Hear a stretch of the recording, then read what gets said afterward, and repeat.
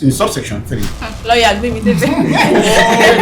Ó tún gbé mi débẹ̀. if Bivas fails, INEC is mandated to cancel that election, that particular polling unit, and we schedule it within 24 hours. Gen Z generally have been used to think less of the system. And reasons that give birth to that, essentially, I'd say first is emotion. We've seen elections come and go, but there's no system to say this is why things are the way they are. The worst of the democratic government is still better than the best of the military government. If you are not involved, even if they are feeding you, they are buying your data. If like they are electoral of opportunities for you to get involved. So a lot of times people don't even vote because they don't see it as a civic duty. The right thing to do is obey the laws surrounding electioneering, votes, defend your vote and ensure they count. Make everybody they see how everything If there's anything, is that the election results should be declared at the LGA level, and maybe we'll get better transparency.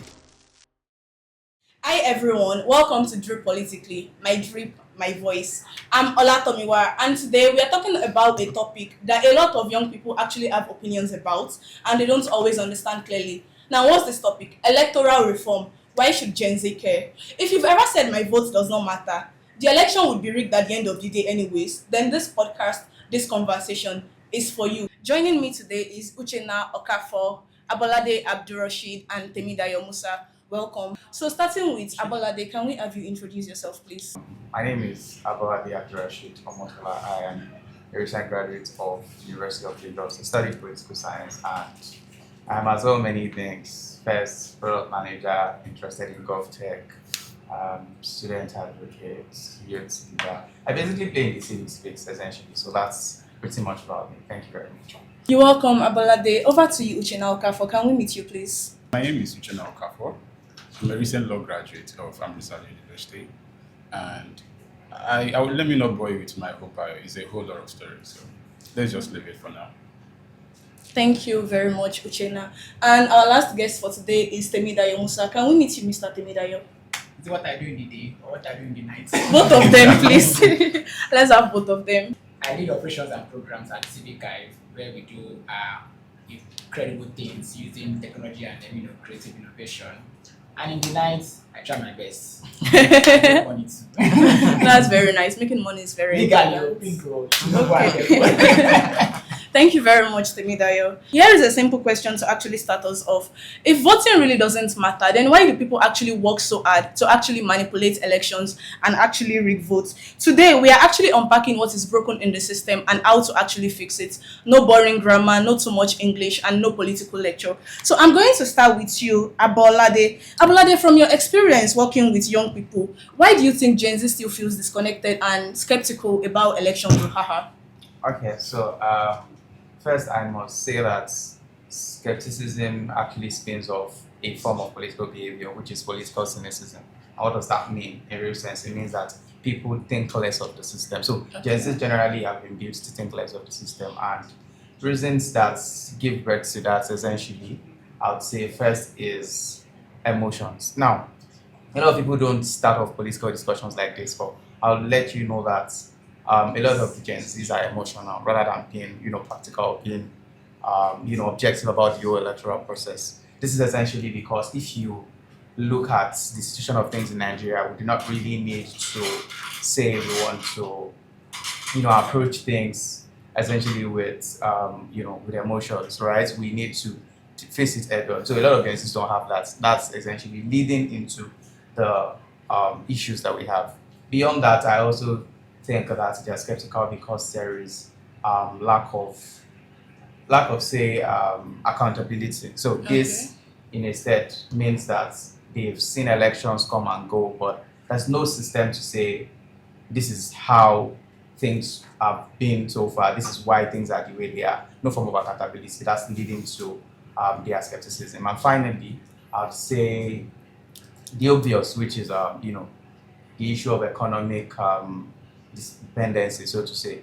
The bulk of Gen Zs are dependent on the money they want to get from these political leaders or these gladiators, and this makes them, highly dependent on them for survival, for food, and all of that. So all of these issues make them less interested in the system. Rather, they just want to benefit of it. So those are the issues I think they're suffering from generally. All right, thank you very much, Abolade. So, if I get you right, you're saying the reason why a lot of Gen Zs are skeptical is because of emotions, and then they feel like there is lack of accountability from our political leaders. Yes. Am I right? All right, thank you very much. So, Uchenna, we all know you are a lawyer, like you said. So, from a legal and from a legal and policy perspective, does this skepticism make sense? And are there actually gaps in the system that actually justify this issue and distrust? Okay, thank you, Tomiwa. But before I answer that, I want to quickly add something to what my brother Abolade said. Okay. Abolade, I think you just speak grammar. Okay.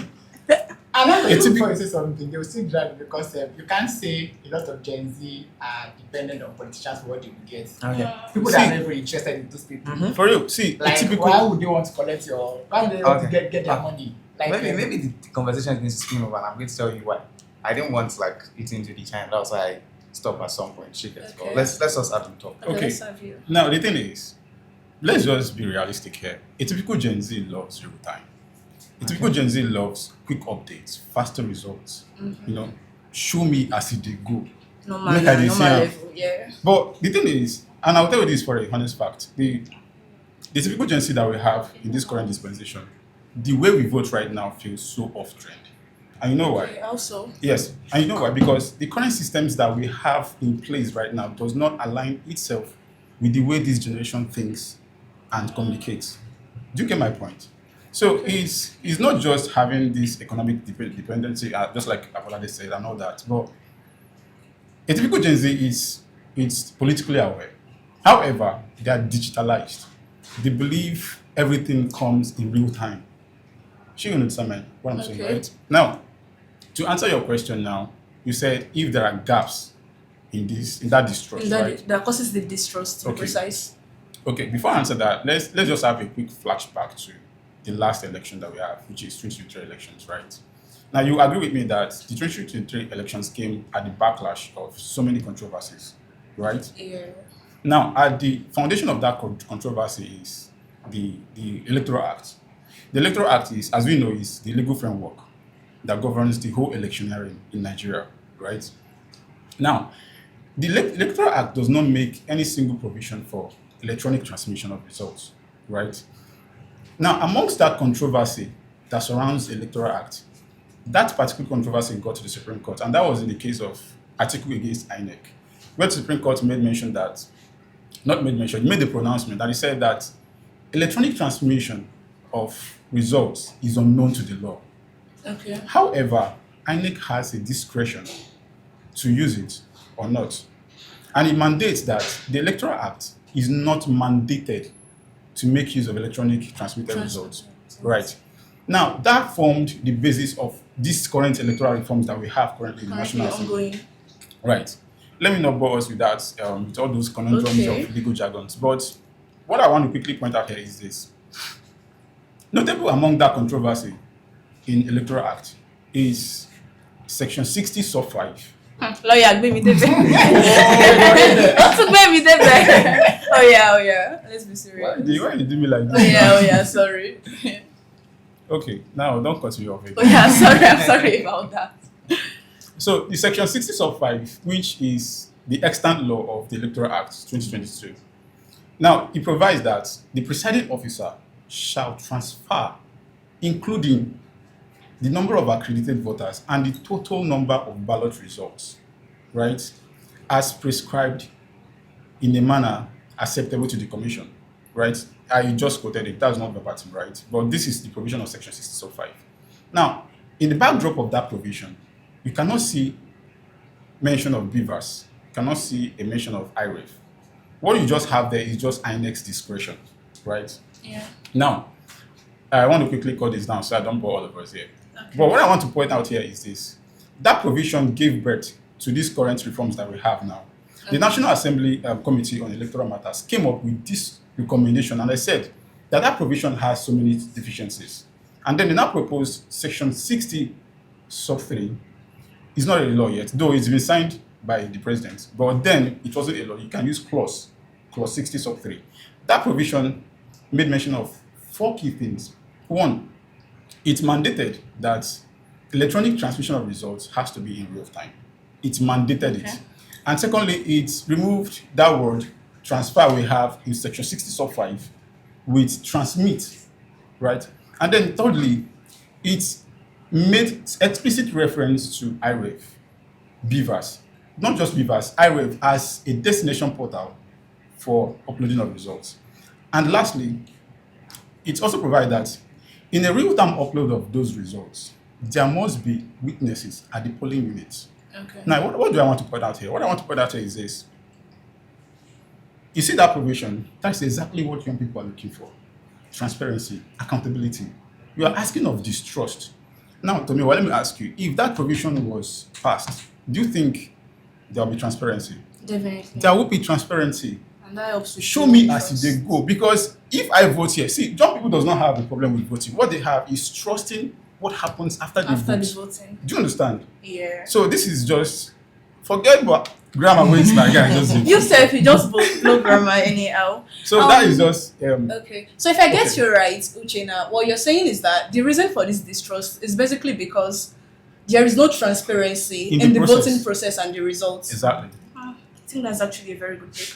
Over to you, Temidayo Musa. So, Mr. Temidayo Musa, do you agree with what Abolade and Uchenna said? And also, what's your own opinion on the questions I've asked both of them? So Okay. I'll pick it from three things, which is number one, and this is not to generalize. A lot of people don't read and they don't really study. Clock it. You see, in the last election, maybe not in the last election, you know when this Burkina Faso guy, Ibrahim Traore, became popular due to AI, misinformation and algorithm manipulation.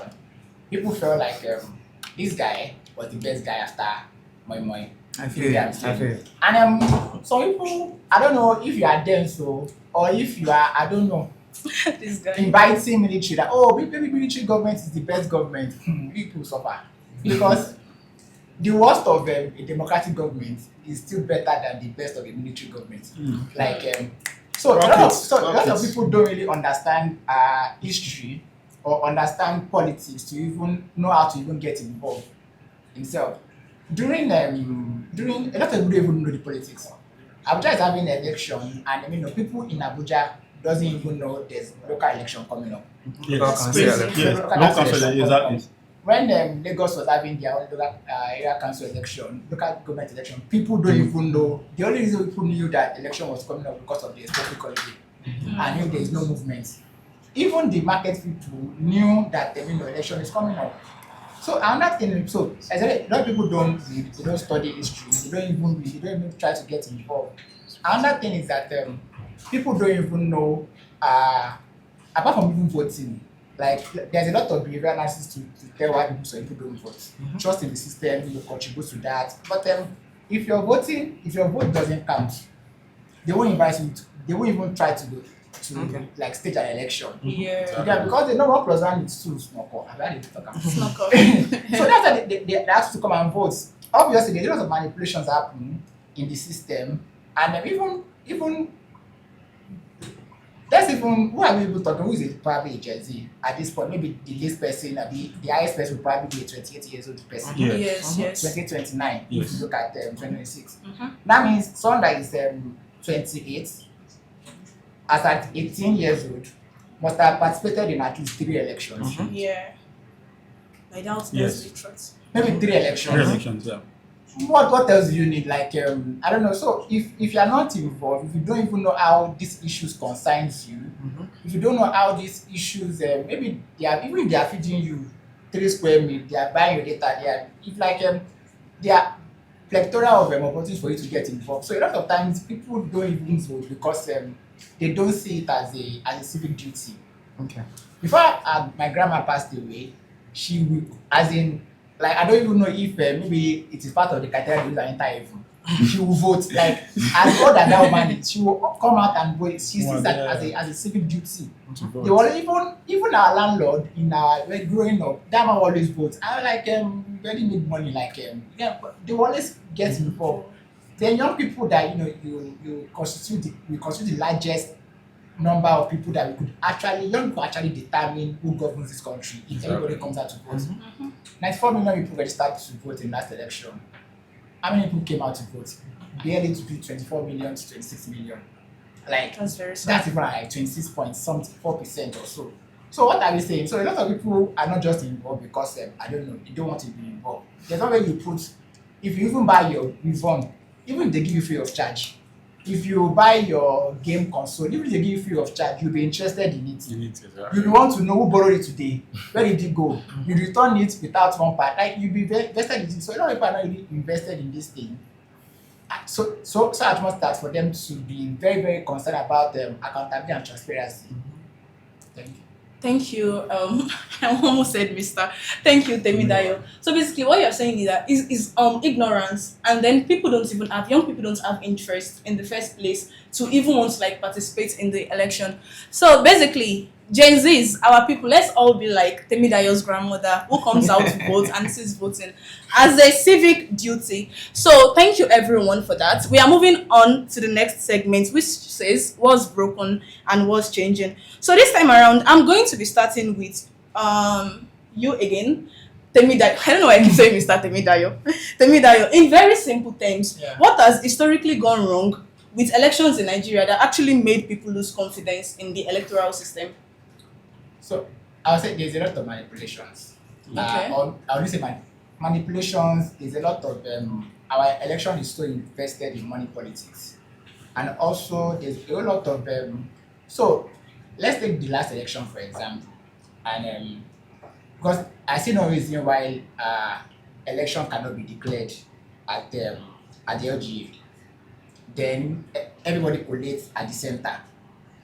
Our INEC collate election, let's say for presidency, you vote at a polling unit. They pack all the polling units in a ward. They come to the ward. They collate therefore the polling units in that ward. All the wards in an LGA come together, collate there. All the LGAs in a particular state come together, collate at state level. Then one man will not travel from Lagos to Abuja to go and so that journey already creates avenue for manipulation, which exactly. in our work as civic which actually a lot of data. You see how in on the polling unit sheets someone scored 100, and when it gets to the ward level, the person is already having 1,000. How now? So how now? Yeah. So a lot of times, so there's no really trust in the system, and a lot of times, so people have so centered money that they know on election day, even if you are giving money, I will collect. You are giving money, I will collect. You are giving money, the rather I will vote my mind. And some people not even vote my mind. There was even one of the videos when we observing the Ondo election.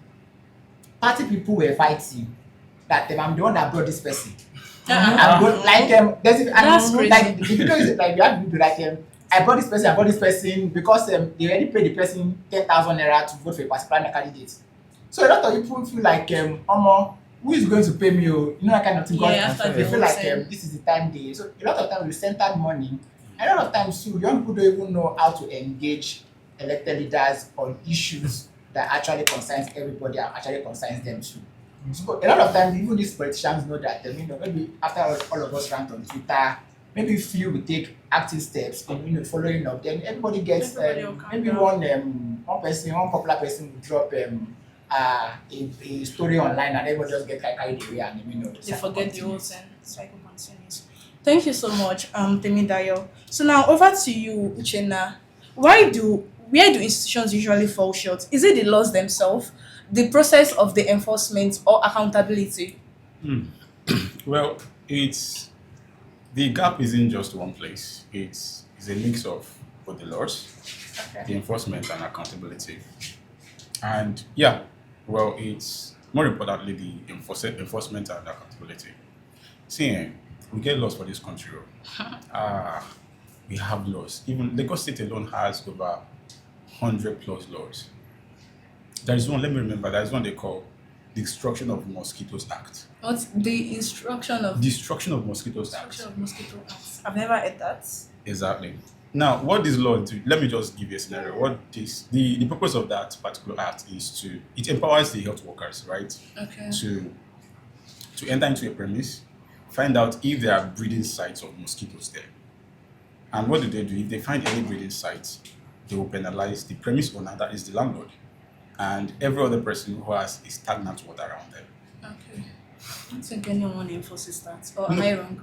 no, you're right. The thing is, most of those laws were enacted during the pre-colonial and post-colonial era, yes, Okay. but most of them are no longer in practice.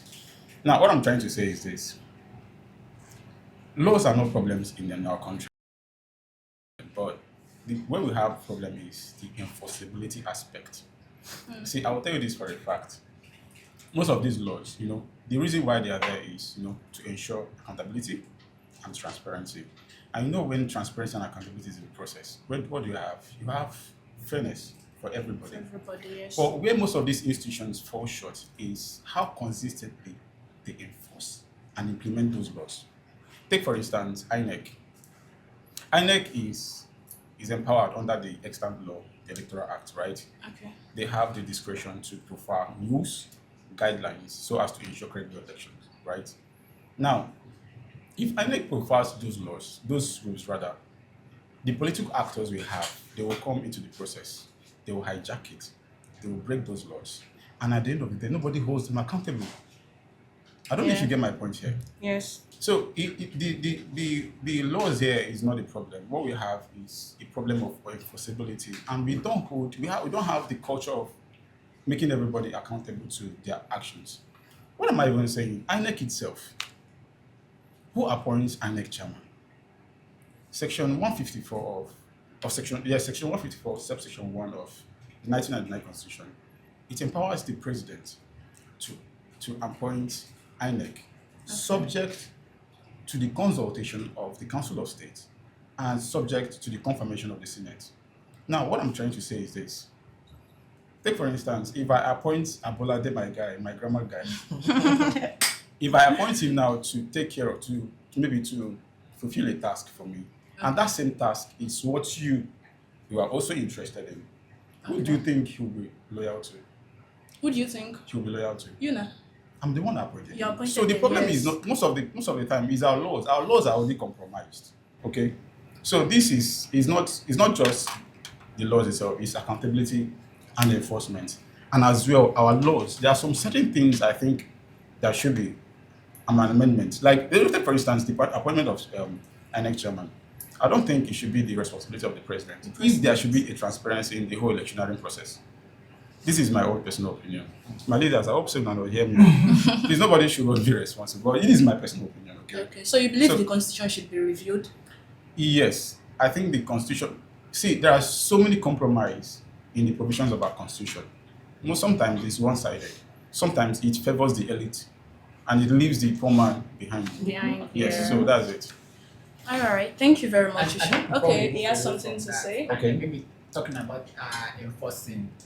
Before election financing is another grade Another area aspect, yes. that before this new electoral bill, the president should not spend is it 800 plus the billion. billion naira Yes.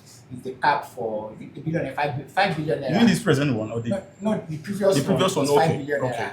That was the cap. The revised one is now 50 billion naira, and I need to fact check that. So what I'm saying is that a lot of people spend this more than this, and Yes. there's really no way. There's even been any report that I'm aware of that the Accountability INEC issue. did about Exactly. The whole election money. financing. You see people. Thank you. Me that spend almost 1 billion naira to even to win or to win a senatorial election. Elections. People say SK. Exactly. All right. Thank you, Uchenna and Temi Dayo. So, Abalade, what's your opinion on the question? Do you want me to repeat the Yes, you question? might. Okay. So, my question is, what has Yeah, gone okay. wrong historically with the institution over time? And also, do you think it's a problem with the law, or it's the enforcement and the whole thing with the accountability that's causing it? All right. So, I sort of want to take a detour from those options that you laid out, and I'll still come Please back. feel there. free to do so. However, it's not right for me to do that, but let me do that. So in political parlance, they'll tell you that history is past politics and politics is present history, right? I believe that a lot of the issues that are surrounding electioneering in Nigeria are the way they are because of the limited engagement from non-governmental organizations. So it's problematic. It's a problematic discourse. Yes, there are beautiful and very functional NGOs around, especially in the GovTech space, that are doing well, right? Civic Hive, kudos, Learn Politics, Budget. A lot of them are doing really well. But I think there is still so much that needs to be done. But because like I said, history is past politics. So let's take reference from the military era, right? What's his name now? Babangida. General Ibrahim Babangida, right? Now, during his era, we had what we call Center for Democracy, right? Now, the Center for Democracy was doing something. They were basically checking the military governments to see that they involved people in the transitioning process. Whether you like it or not, the activities of the Center for Democracy, as well as that of mass mobilization for self-reliance and economic recovery, MAPSA, at the time, they were functional. They made the military see reason why people need to be involved. What am I saying in essence? So if we want electioneering to be better off in Nigeria, we need more of engagement from the non-governmental organizations. That's my own personal result. However, if we want to go back to the question that you've raised, I still think that enforceability is where the issue lies. Exactly. Because yes, the laws are in existence, right? We know that yes, the process is fluid and all of that. But if we want our elections to be like the US, for instance, which we wish to say is model of democracy in the world, where you can see real time where the numbers are rising, what states they are winning, right? Even without being in the US, that's to tell you the level of transparency that they try to push to the world. So if we want to achieve that, all we need to do is just enforce the laws that exist, and I believe that we would get there. You get my point? Yeah. All Thank right. you very much. So thank you, Uchenna, Abolade, and Temidayo for that. And we are moving on to the last segment, which is understanding the electoral reform itself. So my first question goes to Uchenna. Uchenna, can you explain tools like Beavers and IREV in a way someone who don't follow politics can actually understand? Okay, Beavers is a technological device introduced by the INEC, and I think that was in 2020. Yes. So what Beavers does is Beavers is meant to accredit voters. What does Right. that mean? Meaning that if you want to vote in an election, you must be accredited. Okay. Yes. Beavers will check if you have your PVC. Beavers will check if you are qualified, if you are up to the age, yes. So it will take your records, your data, right, and it will record it in the system. Now, IREV, what IREV does, IREV is just like a portal where every result is uploaded. Okay. So it's more like after writing your JAM, your details are already in JAM. In JAM, right? yeah. Yes. So when the result comes out, you log in, you check your results. So what IREV does is that at the end of every vote in any polling unit, so the results that comes out of that polling unit will be uploaded to the IREV. Okay, to the portal. IREV. Yes, Oh. where everyone will see it in real time. Yes, in real time. Real time. In real time, what I mean is I think it was during the last election, they implemented it. Okay. Yes, and during that last election, I think young people almost got it right. Yes, during the last election. Is it the Because- one where they were posting graphics of the number of votes in different states? And is it Yes. I think there's a data center in Lagos State where there's this big screen. Every polling units were uploading their results. So in that big screen, you'll be seeing the results there. You'll be seeing it. That So makes what you're sense. seeing there is IREF portal, right? Okay. It records the results of each polling unit. So now Beavers. Under sections, please forgive me. This lawyer wants to kill us. Today, all of us must learn the law. Section 1, article, subsection, subarticle, please. Anyways, okay, we are still here with you. Please forgive me, guys. Oh, you're forgiven. Section 47, subsection 1 to 3 of the extant law, the Electoral Act. That's what I'm talking about. I'm not talking about this. They are recently amended. Okay. Electoral Reform, yes. Of course, I have not seen it yet. So, I don't know. I don't think they actually touched that section. Yes. That section actually mandates INEC to accredit voters using Beavers. Okay. Right. Now, what happens after accreditation? What that section is talking about is in subsection 3. If Beavers fails, INEC is mandated to cancel that election in that particular polling unit, and we schedule it within 24 hours.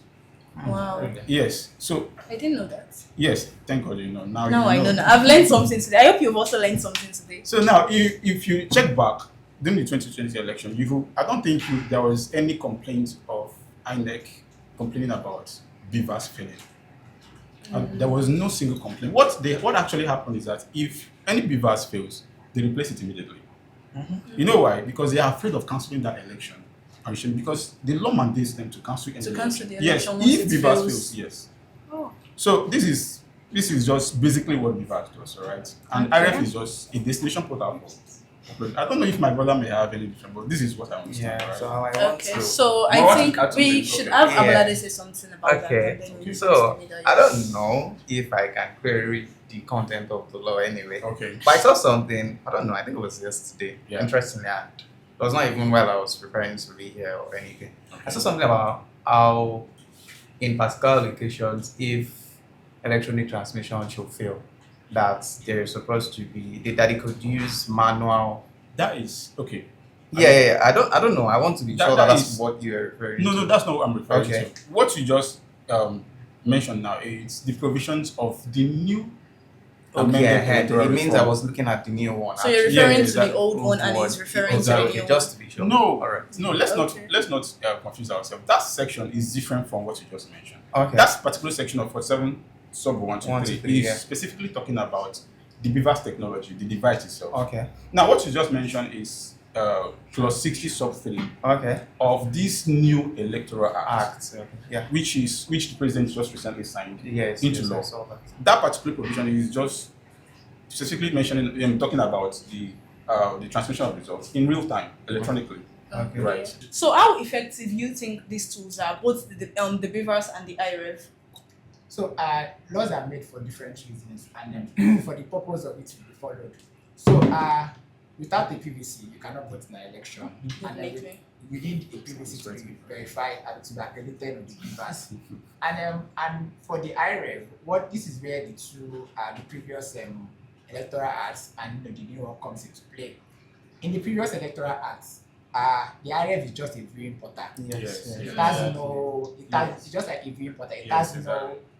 What is it called? It has no legal. No specific It's provision. just a viewing portal, and then that is it. You can't use it in courts. Yeah. Then so in this new electoral act, it's make like so what the joint house committee proposed is that for result to be electrically transmitted, and then for the polling day from EC8A, Yes. like from the polling unit, should also be transmitted online, and it should also be digital copy too. Yes. So the one online is as legal as the one you have at hand. Okay. But that was different from what the Senate passed. And Yes. okay, so is it effective? In some of our researches, we realized that what INEC announced online is different from what is on the IREV, and it's even different from what we got at the LGO or award level. So there are anomalies in this thing, but at least it's a step towards the right direction. So it works, and there are also different organizations, Yaga, Civic Hive, that also do a lot of parallel voter tabulation, and it works too. And I think little by little we are getting towards getting a better system in the country. All right, thank you very much. So we are coming to the end of this session, but before we do, I have just one question for the three of you, Abolade, Uchenna, and Temidayo. If there is one thing that you could fix or change about Nigeria electoral process, what would it be? Starting with you. Well, so in the usual fashion, I'll say that I don't like to talk about the regular thing. So a lot of people will tell you about the system and whatnot, but mine is going to be different. So what I'll be talking about would be the system of reprimanding political offenders or electoral offenders. Okay. Now, what do I mean?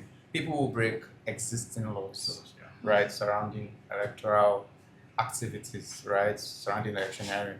The type of offenses that they get, I'm sort of going to up it. That's what me out, because I believe that if what's that Latin word now, that ignorance is not whatever. You get what I mean? Yeah, ignorance is not an excuse. It's So not an the excuse. right thing to do is obey the laws surrounding electioneering, votes, defend your vote and ensure they count, right? So people who are political offenders as to electoral issues. I'm sort of going to up what they get in terms of punishment. So That's your own reform. perspective. Thank you. So Uche, now over to you. Well, it's I love being realistic. See, if there is one thing I could patch, just one thing, right? Okay. It has to be how election results move from polling units down to the final announcement. You know why? Why? Because it is in that process that young people voices get muted. From that process, a whole lot of abracadabra Abracadabra. gets a whole lot of underground. Yeah. No, for real. That's for real. So if, like I told you earlier, Gen Zs don't have a problem with voting. They only have a problem trusting what happens After the voting itself. So if there is one thing I could change, it has to be that particular thing. See, you can track everything, right? Right. Ranging from food down to logistics. Even Uber, you can track it.